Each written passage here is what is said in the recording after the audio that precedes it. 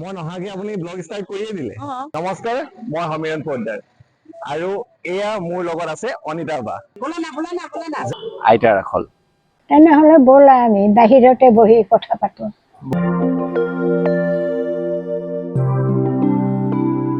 ভগৱানে যেনেকে নিজক ধুনীয়া বুলি নাভাবে তেনেকে আপুনিও ধুনীয়া মানুহ বিলাকে অন্তৰখন ধুনীয়া থাকে যে সেইকাৰণে নিজক ধুনীয়া বুলি নাভাবে। কোনোবাইতো আপোনাক চাগে চাইছিলে, পচন্দ কৰিছিল চাগে। কৰিছিল ন? মই গম পাইছো। কিন্তু ধৰিব নোৱাৰে এতিয়া ক'তো আপোনাৰ চিন তেনেকে নাই, একো হেৰি নাই। চিকিৎসা কৰিছে অৱশ্যে। হয়, সেই মা দেউতা আপোনাৰ আশীৰ্বাদ আৰু আপুনি এজন পবিত্ৰ অন্তৰ মানুহ চাগে, সেইটো কাৰণে আপোনাক ইমান খিনি হেৰি নহল। ৰিস্ক এটা আছিল কিন্তু ইমান আপোনাৰ অপকাৰ নকৰিলে।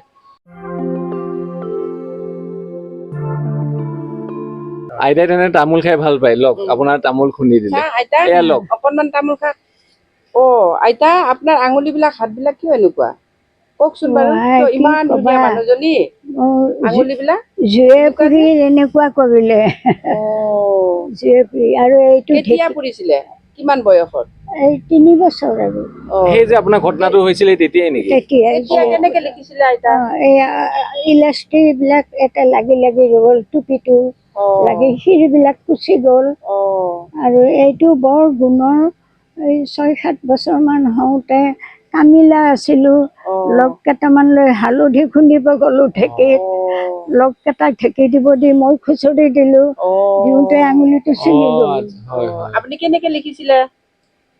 তাৰ পিছৰ পৰাই লেখা হৈছে, লিখিয়ে আছো এতিয়ালৈকে। অসুবিধা পোৱা নাছিলে? লেখাটো মানে এইটো ঠিক হৈ আছে যে ঠিকে আছে। দেখিবহে বেয়া। মোৰ নিচিনা লাৰু পিঠা পাট কাপোৰ বোৱা, চিলাই কাম কৰা, ঊলৰ কাম কৰা, মিহি কাম কোনো কেইজনীয়ে কৰিব পাৰে। শাল বোৱা, কত ফুল তুলিলো।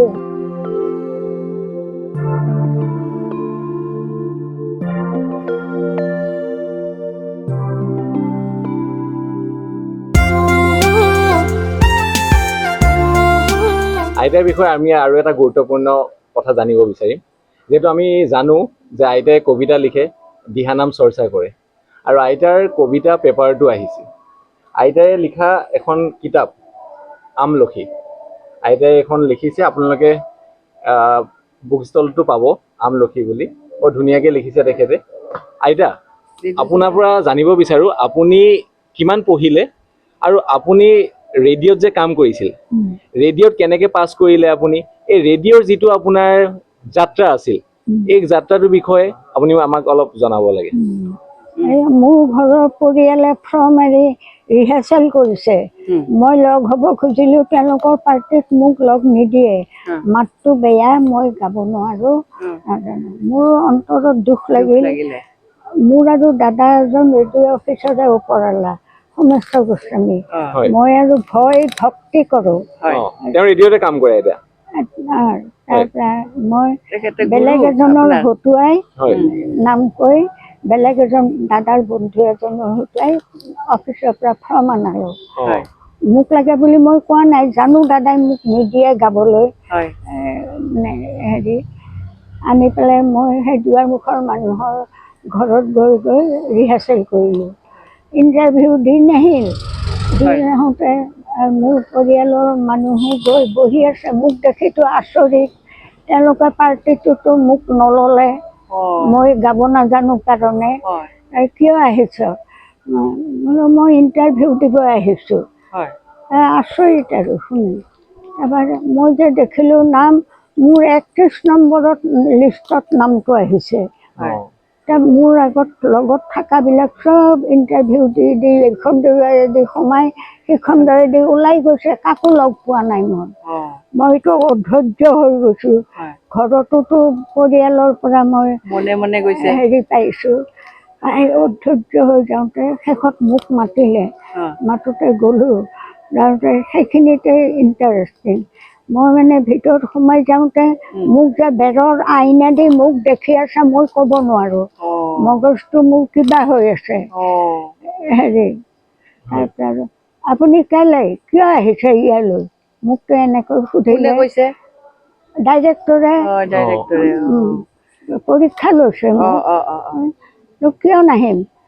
এয়া অল ইণ্ডিয়া ৰেডিঅ' চেণ্টাৰ, হয় হেৰি গুৱাহাটী আছামৰ হয় মই ইয়াত ইণ্টাৰভিউ দিবলৈ আহিছোঁ হয় ক'ৰ পৰা আহিছে আপুনি মোৰ য'তে জন্মস্থানৰ পৰা আজি আহিছোঁ ইণ্টাৰভিউ দিব কি গাব আপুনি যি গাব দিয়ে তাকেই গাম আপুনি গোসাঁইৰ নাম জানো গাকছোঁ এটা গোসাঁইটো মতা গোসাঁই বহুতবিলাক আছে মোৰ কথাবিলাক কওঁতে দীঘল হয় একো নাই আইতা কওক শুনি ভাল লাগিছে কোন গোসাঁইৰ নাম কোন গোসাঁইৰ নাম গাম গোসাঁনী পাৰে নোৱাৰো পাৰোঁ গাকছোঁ গোসাঁনী এটা আৰু কোন গোসাঁনীৰ নাম গাম বিয়াৰ নাম জানে নাজানে জানো গাকচোন বিয়াৰ নাম এটা আপুনিনো কোন ক'ৰ পৰা কৈছে মই তেনেকৈ ক'লে বিয়াৰ নাম গাব পাৰি নেকি বিয়াখনৰ কিমান ভাগ ঠাই আছে এক ঠাইৰ নাম ধৰি কওক ঠিক আছে মাইকী মানুহ দুৰ্গা গোসাঁনীৰ নাম গায় 12 শাৰী গাব পাৰিবনে বোলো চাওঁচোন যত্ন কৰি এই 12 লাইন দুৰ্গা গোসাঁনীৰ নাম গালোঁ তাৰপৰা বিয়াৰ নাম 12 লাইন গাকচোন ক'ত গাম বোলে দৰা আহি পাইছে সেইখিনিতেও লাগিল নহয় কথা দৰাটো আহি পাইছে মই দৰাৰ পাৰ্টিৰ হৈ গাম নে কইনাৰ পাৰ্টিৰ হৈ গাম আপুনি মোক সেইটো ভাঙনি কৰি ক'লে আৰু তাৰপিছত তাতে গালোঁ আৰু শিৱ গোসাঁইৰ নাম জানেনে জানো গাকচোন শিৱ গোসাঁই এটা 12 লাইন গাব দেই আপুনি চাব মইতো আৰু বহী কলম লোৱা নাই কেই লাইন গা আপুনি হোৱা বুলি ক'লে এৰিম আৰু তেনেকৈ গালোঁ গোৱাৰ পিছত আইতা বহি থাককচোন আপুনি এইবুলি মই গোৱা গোটেইকেইটা নাম শুনাই দিলে মোক শুনিছেনে সেয়া আপুনিয়ে গাইছে কেনে সুন্দৰ হৈছে শুনিছোঁ দিয়ক আপুনি ক'ৰ পৰা কৈ আছে মোৰ আজি অন্তৰখন বৰ দুখত মই কথা ক'বলগীয়া হৈছোঁ মই এনেকৈ ডাঠকৈ কথা নকওঁ ডাঙৰক মই আপোনাক দেখা নাই মই কৈছোঁ মোক ক্ষমা কৰিব তাৰপৰা হৈছে আপোনাৰ এই যোনদিনাখন আপোনাক আজি হাতে হাতে এপইণ্টমেণ্ট লেটাৰখন দিম আপুনি লৈ যাব তাৰপৰা ময়ো আহি এইখন দুৱাৰমুখ পাইছোঁ এইখন দৰ্জা দি তেখেতো পাইছে আৰু দুৱাৰমুখৰ ফালৰ পৰা এই দাদাজন আহিছে দাদাই আহি ডাইৰেক্টৰৰ কাষত থিয় হৈ কৈছে বাইদেউ হৈ গ'ল ইণ্টাৰভিউ হ'ল দিয়ক এওঁ মোৰ ভনী হয় তেওঁৰ নাম সুবৰ্ণ কোঁৱৰ নেওগ ডাইৰেক্টৰৰ নাম ববকাত আছিল মানুহগৰাকী দাদাক যে ইমান মানে কথা শুনালে আপুনি ইমান বছৰে আপোনাৰ এই ভনীয়েকক আপুনি ইয়াতে কাম কৰে কিয় অনা নাই কিয় দিয়া নাই দাদাক বহুত কথা ক'লে বলক কেণ্টিনলৈ যাওঁ আমি তিনিও চাহ খাওঁ চাহ খালে হেৰি কৰক এখেতৰ মোক আৰু তেখেতে সুধিলে নহয় মই কেনেকৈ বাছেদি গৈ জাহাজেদি নদী পাৰ হৈ ঘৰলৈ যাব আৰু ডাকত পঠিয়ালে বা কি হয় আপুনি এপইণ্টমেণ্ট লেটাৰখন আজিয়ে লৈ যাব ইমান তাৰিখ হ'ল দাদাৰ হাতত দিলে মই 3টামান বজাত ৰেডিঅ' চেণ্টাৰৰ পৰা ওলালোঁ আহিলোঁ সেই দাদা 6টাৰ জাহাজেদি পাৰ হৈ আহে ঘৰ পাই মোৰ ঘৰে আহি পাওঁতে মোৰ পৰিয়ালৰ মানুহ আৰু বহি আছে চিন্তা কৰি বহি থাকি সুধিছে আৰু ইণ্টাৰভিউ দিলি নে বোলো দিলোঁ কেনে হ'ল মোক ক'ব নোৱাৰোঁ আপোনালোকৰ কেনে হ'ল বোলে ক'ব নোৱাৰোঁ দি থৈ আহিছোঁহে এই দাদা আহি পাওঁতে ৰাতিলৈ সোধে আৰু দাদাই কৈছে আজি ভানুৰ কাৰণে মই বহুত অপমানো হ'লোঁ আৰু গৌৰৱান্বিতও হ'লোঁ মোক ডাইৰেক্টৰে ইমান কথা শুনালে তাইলে ইমান পাৰে ইমান জানে ময়ে নাজানো দাদাৰ ভয়ত দাদাৰ আগত নাযাওঁ তাৰপৰা আমাৰ আৰু ঘৰতে দুৰ্গা পূজা চব পূজাই হয় সেই পূজাত মানে নাম গাওঁ পূজাবিলাকৰ নাম গাওঁতে দাদাই শুনে আহিম এইখিনি আইতা এইখিনি কথা খুব ভাল লাগিলে এটা বস্তু সদায় কওঁ আইতাই যিবিলাক বস্তুত সহজতে পায় সেইখিনি কেতিয়াও হিষ্ট্ৰী নহয় আৰু কেতিয়াও আপোনাৰ সেইখিনি অতীত হৈ নাথাকে আপুনি যিখিনি কষ্ট কৰি পেলাই যিটো বস্তু আপুনি এনেকৈ কৰি পেলাই অৰ্জন কৰিছে, সেইকাৰণেহে আপোনাৰ এইখিনি বস্তুৰ হিষ্ট্ৰী হৈ ৰ'ব। যোনে কষ্টৰ ফলত বা কিবা এটা হেৰি ফলত বস্তু এটা পায়, সেইটো বস্তু সদায় মানুহে সেইটোৰ পৰা শিক্ষা এটা পায়। এতিয়া যেনেকে আমি শিক্ষা ল'ব পাৰিছো যে আপুনি ইমান কষ্ট নাও পাৰ হৈ গৈছে, তেতিয়া দিনততো কিমান হেৰি আছে, আপোনাৰ সৎ সাহস আৰু আপোনাৰ প্ৰতিভা দুটা আছিল কাৰণে ডাইৰেক্টৰজনে বুজি পালে। আৰু কোনোবা এজনে যদি সহজতে বস্তু এটা পায়, সেইটো কেতিয়াও মূল্য নাথাকে। পায়, তেওঁ কষ্ট নাছিল, হেৰি নাছিল, সুবিধা পাইছিল, সেইটো হিষ্ট্ৰী নহয় কেতিয়াও আইতা, সেইটো তেওঁ নাম কৰিছে।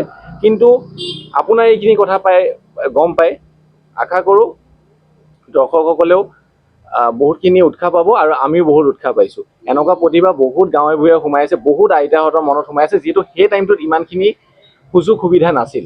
যিহেতু আইতা মহালয়া আহি আছে, এতিয়া আপুনি অলপ মহালয়া শ্লোক অলপ গাই দিয়ক, আমাকো শুনুৱক দুৰ্গা পূজাৰ, আৰু প্ৰিয় আপোনাৰ দৰ্শকসকলকো শুনুৱক।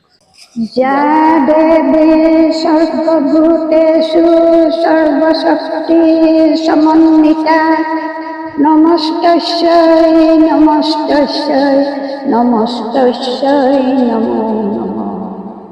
সর্বমঙ্গলমঙ্গলে শিবে সর্বস্ব সাধিকে শরণ্যে ত্র্যম্বকে গৌরী নারায়ণী নমস্তুতে নারায়ণী নমস্তুতে।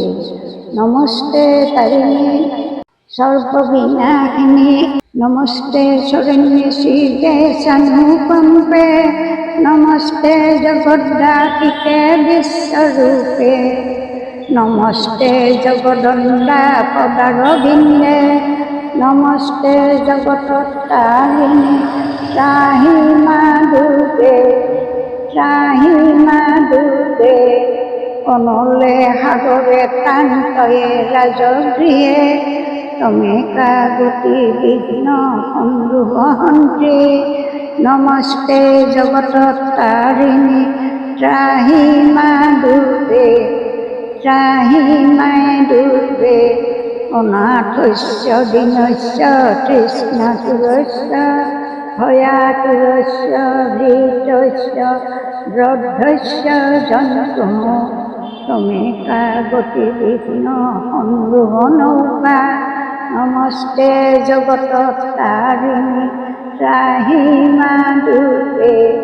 অপারে মহাদুষ্করে অত্যন্ত ক্ষোভে বিপদ সাগরে মধ্যম দেহ ভজাম তমে কাগতি বিঘ্ন নিস্তার কর্তি নমস্তে জগত্তারিণী ত্রাহি মা দুর্গে ত্রাহি মা দুর্গে। আইতা আপুনি এতিয়াই ইমান ধুনীয়া, তেতিয়াতো আৰু ধুনীয়া আছিল, ষ্টাইল কৰিছিল নাই নাই? কৰিছিলোঁ ৰ'বা, কওঁ ৰ'বা, বা অকণমান চাধা মাৰাচোন। আইতা মই চাদা নাখাওঁ নহয়। এই টেমাটোতে আছে, অকণমান মোলৈ সানাচোন। আপোনালৈ ৰ'ব মই বনাই দিছোঁ। আইতাই মানে চাদাও খায়।